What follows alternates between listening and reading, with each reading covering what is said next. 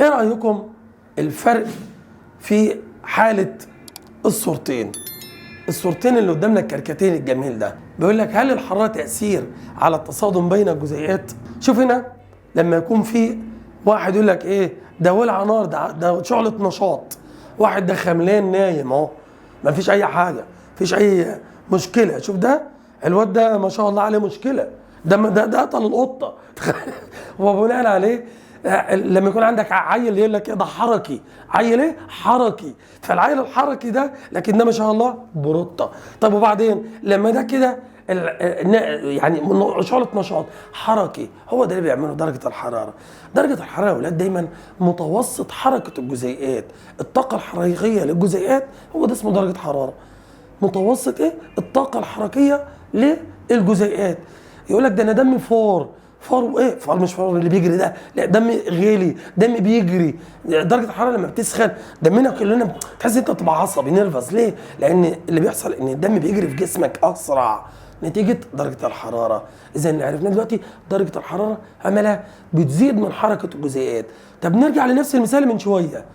لو انا عندي نفس العدد ورحت مخليه في الغرفه وبعدين اهو نفس العدد المره دي العدد ده زي ده ونفس مساحه الغرفه يعني وغمت عينيهم، طب ما يبقى متعادلين يا مستر. بس اقول لناس امشوا ببطء وناس تانية اجروا بسرعه. طب ما اللي هيجري بسرعه هيعمل ايه؟ هيزيد من فرصه التصادم وبالتالي هيتم التفاعل بشكل اسرع، فنقول عليه زياده فرصه التصادم عندما تزداد درجه الحراره. اذا برضو ده تناسب طردي. هو ايه حكايه التناسب الطردي؟ ده اول حاجه مساحه السطح تناسب طردي مع سرعه التفاعل، التركيز تناسب طردي مع سرعه التفاعل، كل ما زاد التركيز زادت سرعه التفاعل.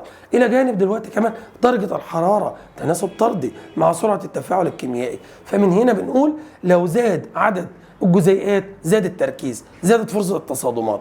انما لو زادت درجه الحراره زادت الطاقه الحركيه فزادت فرصة التصادمات وبالتالي زادت سرعة التفاعل الكيميائي. تناسب طردي. عشان كده ماما تقول لي ايه في الصيف ما تناميش يا بنت الا لما تحطي الاكل في التلاجة لا يحمض. اصلا اللي هيحصل وهو بره ممكن يتلم عليه بكتيريا وتحول مكوناته لاحماض وبالتالي يطلع ريحه الحمض، طبعا ممكن تكون سامه. فمن هنا اقول لك حطه فين؟ في التلاجة. فبناء عليه بدات تقلل من سرعه التفاعل عن طريق ايه؟ انها قللت درجه الحراره. فلما تقل درجه الحراره بيحصل ايه؟ تبدا تقل سرعه التفاعل. يبقى كده بحفظ الاغذيه.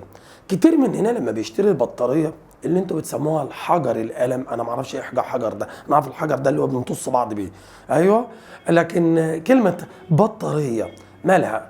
بتاع الريموت كنترول دي اللي ما تعرفوش ان جواها ماده بتتفاعل، فلذلك ممكن تكون مركونه عند البائع مركونه كده في الرف وعمال الماده اللي جواها عماله تاكل في نفسها. فلذلك لما تروح تشتريها بص على الصلاحيه بتاعتها، بقالها كام؟ بقالها سنه مركونه. يا عم ده انا لو خدتها كويس لو اشتغلت معاها مسافه مروح. لا، يبقى الحاله دي لازم اجيب حاجه تكون جديده شويه وبالتالي اروح دايما للي بيبيع بشكل مستمر فاجيب الحجر. شفت انا قلت ايه؟ والله العظيم ده احنا فعلا الحجر اللي هي البطاريه. وبعدين نجيبنا البطاريه فايه اللي حصل؟ بدات مش عايزه، انا خلاص مش محتاجه، احطها في الثلاجه. اشمعنى؟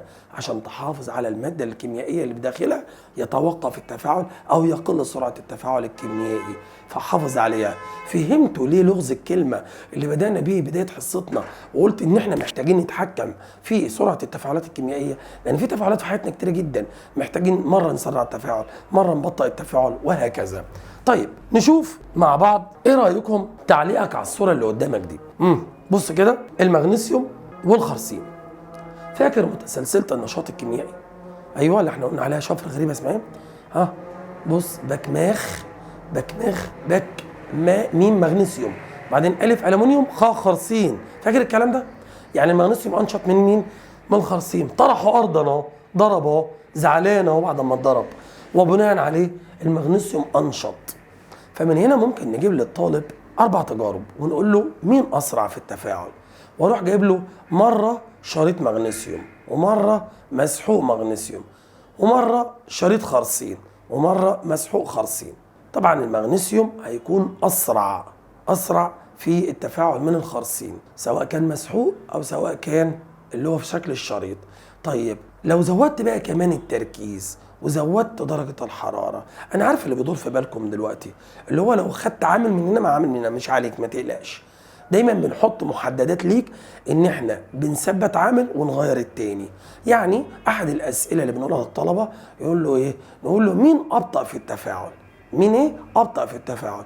شريط مغنيسيوم في درجه 25 مسحوق مغنيسيوم في درجه 25. هتختار الشريط. تمام قوي. ممكن اقول له مين اسرع؟ شريط خرسين او قطعه خرسين ولا مسحوق خرسين؟ هتختار مسحوق. طيب قطعة خرسين نفس الحجم ونفس الكتلة ووضعتها في مرة حمض مركز ومرة حمض مخفف، أكيد الحمض المركز يا مستر. يبقى بالتالي العوامل اللي بتتحكم معايا في سرعة التفاعل الكيميائي سواء كانت طبيعة المواد المتفاعلة أو تركيز المواد المتفاعلة أو درجة الحرارة. وصلنا إلى المحفزات. إيه يا مستر فكرة المحفزات دي؟ يعني ايه كلمة محفز كيميائي؟ ادي المخطط مرة تانية اهو. فكرة العوامل المؤثرة اللي احنا خلصناها قبل ما اتكلم في المواد المحفزة. درجة الحرارة، مع ارتفاع درجة الحرارة هتزيد الطاقة الحركية، هتزيد فرصة التصادمات. مع التركيز بتزود عدد الجزيئات، بتزيد فرصة التصادمات. مع مساحة السطح بتصغر المساحة ولكن بتزود عدد الأوجه المعرضة للتفاعل وبالتالي بتزيد سرعة التفاعل. كل ده تناسب طردي. لكن تعالوا نتكلم عن فكرة المحفزات. بصوا كده في الصورة دي، تعالوا نعبر عنها. الراجل ده عاوز ينقل الحجر ده على التبة دي الجنب التاني، ينزله هنا. طبعا انا عارف انه هيبذل مجهود شاق لحد لما يرفعه هنا، وبعد كده الجاذبية هتسحبه لتحت وتتحول طاقة الوضع لطاقة حركة. لكن ايه رأيكم لو كان عمل نفق هنا؟ ايه اللي حصل؟ النفق ده مش هيسهل عليه كتير، هيوفر له طاقة. بالظبط، وفرت لك طاقة ومجهود وشغل مبذول، وبالتالي هو ده فكرة عمل المحفز الكيميائي. المحفز الكيميائي بيزيد من سرعة التفاعل، وهنعرف كمان انه ممكن يبطأ من سرعة التفاعل الكيميائي، لان المحفز عندنا هنقسمه نوعين: محفز موجب ومحفز سالب. اذا كان قلت مادة تزيد من سرعة التفاعل الكيميائي، مادة تقلل من سرعة التفاعل الكيميائي، ده محفز موجب وده محفز سالب. طب قلت مادة تغير من السرعة وما ذكرتش بقى تزيد ولا تقل، ساعتها اقول العامل محفز وما اقولش نوعه. خلي بالكم، اذكر النوع لما الاقي كلمة تزيد يبقى موجب، تقل يبقى سالب، او نقصان يبقى سالب. لكن لو لقيت كلمة يغير من سرعة التفاعل وسكت، يبقى في الحالة دي عامل محفز. طيب يبقى فكرة العامل المحفز دلوقتي معايا مرة تانية ان يوفر لي طاقة. هنسميها على فكرة اسمه، خده كده هتحتاجه بعد كده، اسمه طاقة التنشيط. ايه طاقة التنشيط دي؟ الطاقة اللازمة ان التفاعل يبدأ، وبناء عليه انا بوفرها لك. وجود المحفز بوفرها لك. مش قادر استوعب يا مستر. تعال، في مادة كلنا بنستخدمها في تطهير الجروح، موجودة في الصيدليات، لها اسم فوق أكسيد الهيدروجين، المعروفة كيميائيا في الصيدليات باسم ماء الأكسجين، اللي هو رمزه H2O2. H2O ده المية، زودنا O كمان، فوق أكسيد الهيدروجين أو ماء الأكسجين. في الحالة دي المركب ده ماله؟ هعمل التجربة دي، هجيب فوق أكسيد الهيدروجين، ماشي، وبعدين هبدأ أسيبه لوحده كده. بيحصل له بيتفكك لوحده كده مستر. أيوه. وبعدين هيدينا مية ويتصاعد غاز الأكسجين لوحده كده مستر. أيوه بيتفكك، بس ممكن لو الجو سخن شوية هيتفكك أكتر طبعا وأسرع. طيب يتفكك بمعدل قد إيه يا مستر؟ حاولنا نجرب التجربة دي مع الطلبة بتاعتنا زمان، وسيبنا فوق أكسيد الهيدروجين يتفكك لوحده كده في أنبوب من يوم الخميس لحد يوم، سيبنا لحد يوم كان ساعتها زمان الدراسة في السبت، وشفناها السبت صباحا، لقينا المعدل لا يتعدى ارتفاع نص حتى سنتيمتر اتكون داخل الأنبوب. لكن جينا نضيف عامل محفز. تعال لي بقى، العامل المحفز ده اسمه ثاني أكسيد المنجنيز. ثاني أكسيد المنجنيز ماله ده؟ ده مركب كيميائي، وبالمناسبة العامل المحفز ده محتاجين فكرته وخصائصه العام القادم سواء كيمياء أو أحياء. العامل المحفز ده وضعناه على ايه؟ على المركب H2O2 فوق اكسيد الهيدروجين. اول ما وضعناه مفيش بالظبط ثانيه ثانيتين الانبوب كله امتلأ اكسجين. ايه ده؟ تفاعل سيبناه 48 ساعه ما طلعش على نص سنت اتكون في الكوبايه، في الانبوب اسف. ومجرد ما حطيت، طب يا مستر حطيت ايه؟ فوق ثاني اكسيد المنجنيز قد ايه يا مستر؟ نص معلقه شاي كده. طيب لو حطيت اكتر اقل هي نفس الفكره. وبالتالي نقول خاصيه من خصائص العامل المحفز.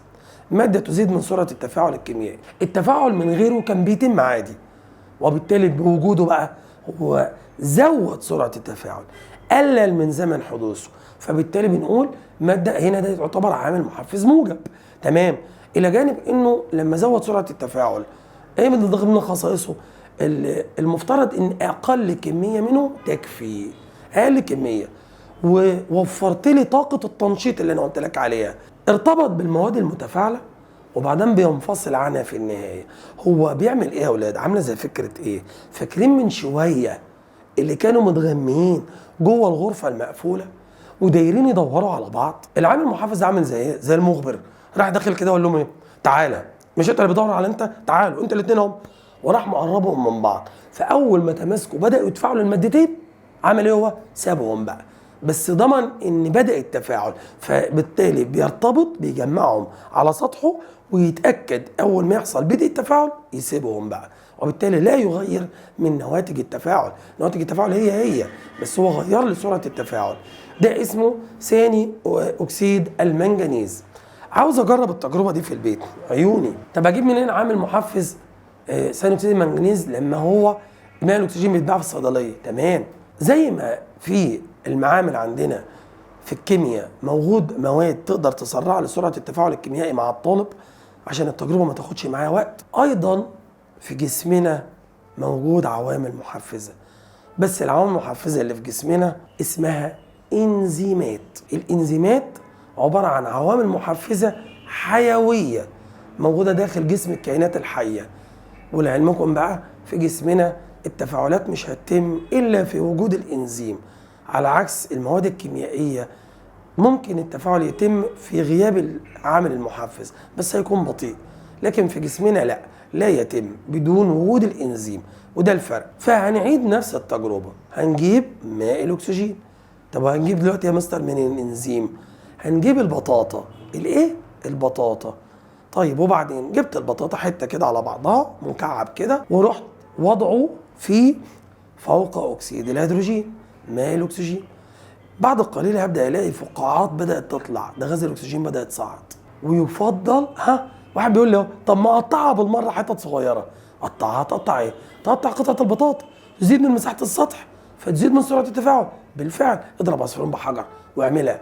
طب بالمره يا مستر ما نحط ميه دافيه مره وميه بارده مره. الله اكبر. وبالتالي ده انت بتضرب كذا عصفور بحجر. جرب، اشتغل. العلوم كده لازم تكون حابب الماده.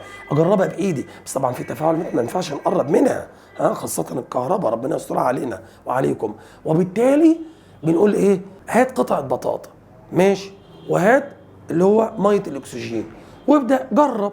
مرة مية باردة، مية دافية، مرة قطعة، مرة في صورة قطعة صغيرة، عملتها مسحوقة لو تقدر. شوف أسرع تفاعل، فوران طالع غاز الأكسجين كتير في أي حالة. واثبت لنفسك إن سرعة التفاعل بتزيد مع ارتفاع درجة الحرارة. سرعة التفاعل بتزيد لما قطعت البطاطا. يا مستر ما قلتليش برضو طب هنا فيها ثاني أكسيد منجنيز؟ لأ، فيها إنزيم اسمه أوكسيديز. اسمه إيه؟ أكسيد جاي من كلمة أكسجين، أوكسيديز، لأن مقطع الياء زاء ده في أغلب الإنزيمات اللي هندرسها فيما بعد في الأحياء بتنتهي بمقطع ياء زاء. طيب وبالتالي هو ده فكرة الإنزيمات. يبقى الإنزيم أدي اللي عمله، بدأ يكسر المادة وتحرر، جاب مية وطلع لي مين؟ جزيء أكسجين. هو ده اللي بيحصل في المركب. ودي فكرة البطاطا. معروف مع كاتبين بطاطا حلوه، احسن في ناس بيقول لك بطاطا اللي هي بطاطس، لا البطاطا الحلوه المحلونه ماشي. طيب بصوا الفقاعات بدات تظهر ازاي، على عكس هنا ما حطتش البطاطا، وبالتالي التفاعل بطيء الى حد ما طبعا بالنسبه لده مقارنه بالفقاعات اللي طالعه دي. التطبيقات على الجزء ده، المفترض انه السيارات بيطلع منها عوادم السيارات اللي في الخلف. مالها؟ المفترض انها ممكن تكون اولا ضاره بالبيئه وضاره بصحتنا احنا، وده الاهم. فمن ضمن الغازات الضاره اللي بيطلع غاز اول اكسيد الكربون CO، اللي احنا بنسميه القاتل الصامت لو تفتكروا، اللي هو لما بتركب احيانا بعض السيارات مسافات طويله وتلاقي نفسك حاسس بحاله دوران، اغماء، عرق، مش قادر اتنفس، عايز اطلع راسي كده بره واتنفس، في حاله من التسمم الدموي. هنا بنقول ان الاول اكسيد الكربون بيمسك في هيموجلوبين الدم بدل ما الاكسجين المفروض اللي يمسك في هيموجلوبين الدم، فيبدا كميه ثاني اكسيد الكربون بتعلى في جسمك وكميه الاكسجين بتقل، وبناء عليه بيحصل تسمم دموي. في الحاله دي شوفوا فكره السيارات الحديثه، موجود في قطعه اللي هي في الشكمان، طبعا الصبيان ما شاء الله الاولاد هيفهموها. المفروض ان القطعه دي بيسموها المحول الحفزي. المحول ليه والحفزي ليه؟ الحفزي لان من جوه متقسم عامل زي خلايا النحل، قطع قطع قطع، ايه، وبالتالي قطع يعني زودت مساحه السطح، ايوه عامل زي الخلايا، وبناء عليه تزيد من مساحه السطح. طيب تزيد من سرعه التفاعل، الى جانب انه فيها عناصر، هذه العناصر بنسميها عناصر اللي هي الثمينه، الفلزات الثقيله الغاليه زي البولونيوم مثلا، الراديوم. مالها بقى دي؟ المفترض انه بتحول الغاز الضار لغازات اقل ضررا على صحه الانسان. يعني حولت الوقود الغير محترق، اكسيد النيتريك، اول اكسيد الكربون، ثاني اكسيد النيتروجين، حولتهم ليه؟ ثاني اكسيد الكربون للنيتروجين لاكسجين لبخار ماء، حولتهم. عشان كده سميناه المحول الحفزي، لانها بتحول وبتحفز سرعه التفاعل عشان تقلل ضرر بالبيئه. فاضل لنا ايه كده بالظبط في درس التفاعلات الكيميائيه؟ فاضل لنا الفاكهه، الاستخدامات، حياتك، وفاضل لنا اهم ما في الدرس اللي انا مأجله للاخر. اول حاجه تعال نشوف الفاكهه. سيادتك بيكربونات الصوديوم، البيكربوناتو من عند العطار اللي موجود في البيكنج باودر يا بنات، ماله؟ هات شويه في قلب البيت كده، شويه ب5 جنيه، ده ما شاء الله ملك الدنيا يعني. وبعدين جبت شويه، وبعدين يعني ماما تقول ايه؟ ده الصيف طلع وبدا يظهر نمل. تعالي يا ماما، فين النمل ده؟ اهو في البلاط من تحت في الحته دي. هات شويه بيكربوناتو وروح حطهم مكان الشق او المكان اللي موجود بيطلع منه النمل، هتطفش النمل. ايه كمان؟ بحب حمص الشام، بس حمص الشام لما باكله بيعمل انتفاخات. طب اعمل ايه؟ اقول لماما ايه؟ اتصرف بالكيمياء ازاي؟ سهله جدا، ارجع تاني للبيكربوناتو، قول له تعال ماما انت هتعمل حمص الشام بكره، انقعيه حطيه فيه بالليل كده مع شويه بيكربوناتو، وبعدين لما يتنقع بالليل وتاني يوم تصفيه وتغسله وتغليه، مش هيعمل لك انتفاخ. الاستخدام الثالث لمين برضو؟ للبيكربوناتو. ماله؟ عندي حوض الميه اتسد وعاوز اسلك الحوض، اجيب السباك واجيب البتاع واقعد اعمل بتاع معرفش اسمها دي، وبعدين في الحاله دي اعمل ايه؟ اتصرف ازاي؟ سهله جدا، السداده البلاستيك السلسله دي هسد الحوض واملى الحوض ميه سخنه، ميه ايه؟ سخنه عشان سرعه التفاعل، واحط شويه بيكربوناتو. اي حاجه فيها كربونات هيطلع غاز ثاني اكسيد الكربون. وبعدين اشيل السداده مره واحده بعد ما اكون عملت عمليه تقليب عشان ازود برضو سرعه حركه الجزيئات، فازود سرعه التفاعل، هيتكون ثاني اكسيد الكربون، شد السداده، الغاز هينزل يسلك لك المجاري. 4 استخدام للبيكربوناتو برضو، ايه هو؟ سله المهملات. مالها؟ في المطبخ ممكن تكون بتعمل ريحه، اعمل ايه؟ بعد ما غسلت السله كويس جدا هجيب شويه بيكربوناتو وفرشتهم في الارضيه وحطيت كيس، مش هتطلع ريحه. 5 للبيكربوناتو.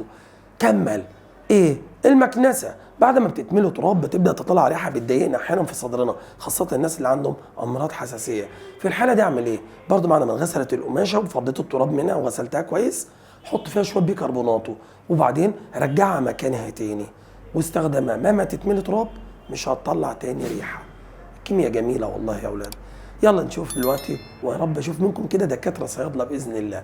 تعالوا نشوف اهم ما في الدرس، منحنى الرسم البياني الخاص بسرعه التفاعل الكيميائي.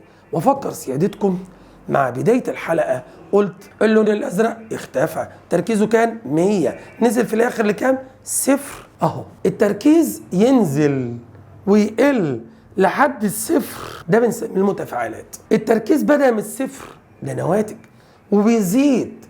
يبقى دايما الخط اللي طالع لفوق يعبر عن النواتج، والخط اللي نازل لتحت يعبر عن المتفاعلات. المتفاعلات دي اللي قبل السهم. تمام. طب فرضا يا مستر كان في مادتين اتفاعلوا او في مادتين نتجوا، امثلها ازاي؟ تعالوا نشوف تدريبات على هذا الجزء عشان نبدا نحل ونشوف مع بعض. على سبيل المثال بص كده، التفاعل ده 2x ماده مجهوله زائد 2 س 2y زائد z. ماشي؟ نشوف 2y زائد z كام ماده اتفاعلت؟ هي واحده بس. طب تعال نشوف الخط بتاعها، المفروض يكون خط ايه؟ نازل. تعال نبص كده، الخط مين اللي نازل؟ ده طالع وده طالع، ده نازل يا مستر. رقم كام؟ رقم 1. يبقى 2x دي يعبر عنها رقم 1. صعبه؟ نقول تاني، 2x الماده اللي قبل السهم متفاعلات، المفروض تركيزها بيقل بمرور الزمن، بيقل بالخط ده، يبقى ده كده 1. تمام. كده باقي مادتين يا مستر معايا، مين ومين؟ 2y وz. الاثنين دول نواتج. ماشي، اكيد هم اللي هو 2 و3، بس يا ترى مين 2 ومين 3؟ بص كده يا ولاد، ايه دي؟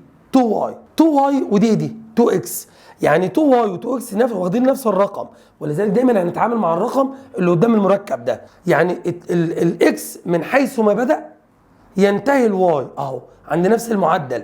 الاكس اللي هو المتفاعلات 1 بدأت من هنا.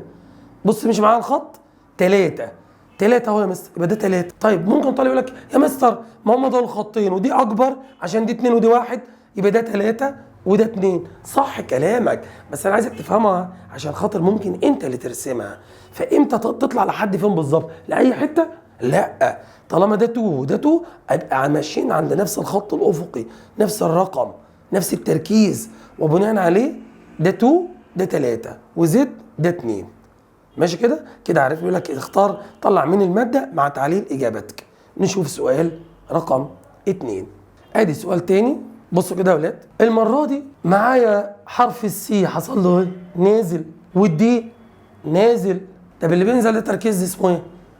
صح، متفاعلات. تمام.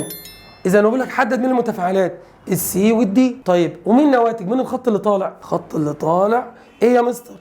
يبقى مين النواتج؟ الايه. طيب امال مين البي ده يا مستر؟ مش ملاحظين حاجه؟ البي ده هل تركيزه بيقل ولا بيزيد؟ تركيزه ثابت يا مستر، ثابت، مش خط افقي، تركيزه ثابت. دي العوامل المحفزه اللي انا خدتها تركيزها فضل ثابت زي ما هو، ما اتغيرش، يا دوبك جمعهم على بعض وسابهم ومشي بنفس تركيزه، فبناء عليه تركيزه ثابت. وساعتها بنكتب حرف البي ده اللي هو الماده المحفزه على فوق السهم، وليس من ضمن المتفاعلات او النواتج، بنخليه فوق السهم. ماشي كده؟ نشوف فكره اخرى، تدريب اخر. يلا حد يقول لي قبل ما نشوف كده، ده الخط ده النازل صح؟ مين ده؟ المتفاعلات. يبقى دي يا مستر اهي، دي المتفاعلات 2SO3 الخط ده يا مستر. ماشي. في عندي كام ناتج؟ في عندي ناتجين.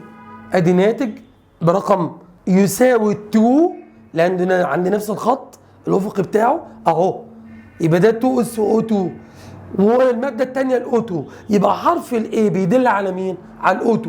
كده فسرنا. تعال نجاوب. بعد انتهاء التفاعل تمام، يكون تركيز SO3 ده، هو مين SO3 ده؟ SO3 ده المتفاعلات. طب لما التفاعل بيخلص تركيزه كام؟ برافو، 0. المنحنى ايه؟ بيعبر عن مين دول؟ عن غاز الاكسجين. تمام؟ بفرض اضافه عامل حفاز للتفاعل السابق. ارسم خط بياني مبتدأ من نقطه بي. لسه قايلين عامل محفز نعمل ايه؟ خط افقي، فامسك المسطره وامشي بشكل افقي من عند الحرف بي. ماشي يا شباب؟ تمام كده؟ وكده نكون وصلنا مع بعض لنهايه الحلقه. الطلاب ذاكروا وحلوا، لان كده انتهت وحده الكيمياء.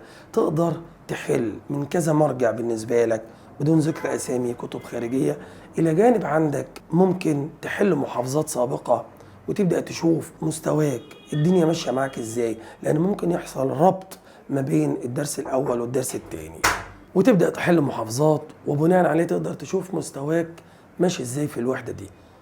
بكده نقدر نقول لكم السلام عليكم ورحمه الله وبركاته. كان معاكم مستر محمد الديان، مؤسسه نوبل محافظه الفيوم. شكرا لمتابعتكم، وان شاء الله تعالى اللي جاي افضل واحسن. السلام عليكم.